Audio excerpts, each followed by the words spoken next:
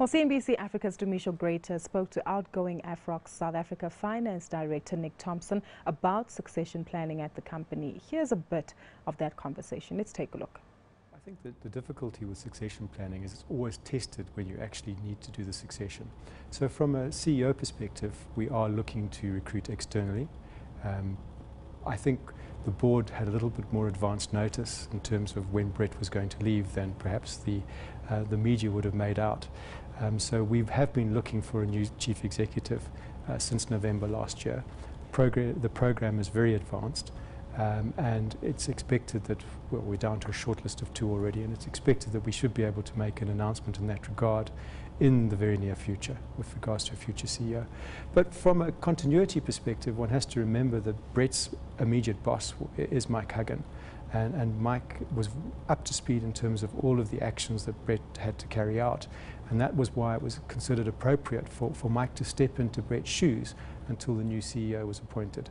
And he's now carrying out all of the CEO duties that Brett was carrying out before. So there actually hasn't been any issue as a consequence of Brett leaving the company. How far are we with the restructuring program, and when do you anticipate you might be finished? And of course, job losses, people want to know, how many jobs are we looking at here? Well, basically we identified at the half year of last year that it was unlikely that there was going to be any major volume recoveries in the South African economy, and therefore we would have to row our own boat and have a hard look at the cost that we incur. What we felt was that in a margin of around 20%, we're currently at 14%, would be an appropriate target to aim for. We have an interesting mix of businesses in our overall Afrox business, and that means that we won't ever make the kind of margin that some of the pure industrial gases businesses make, but 20% for us is very appropriate.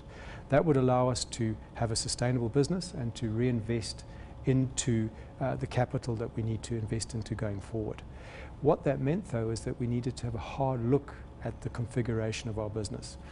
People who've looked at our results will have seen that we've actually been quite prudent in terms of cost management over a number of years. So it's not that we've been having sort of 15–16% cost increases which were uncontrolled. In fact, we've been having cost increases this year of under 3%, which against an inflationary environment of 6–7% is actually well controlled. But what we recognized was that to get an overall step change in our performance would mean that we would need to look at the shape of our organization.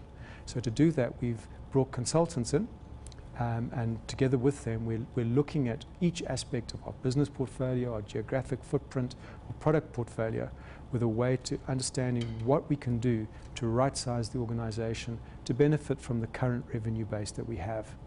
And the intention is that analysis work will be finished halfway through the second quarter of this year, and then we'll move into implementation.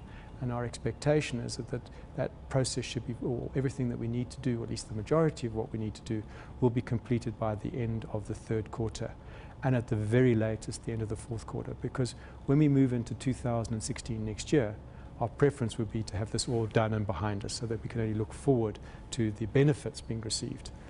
From a people perspective, clearly there is going to be an impact. You can't go through a restructuring and unfortunately not have an impact on people. There will be, from our perspective, a fairly material loss of people. We're just working through the final details of that at the moment.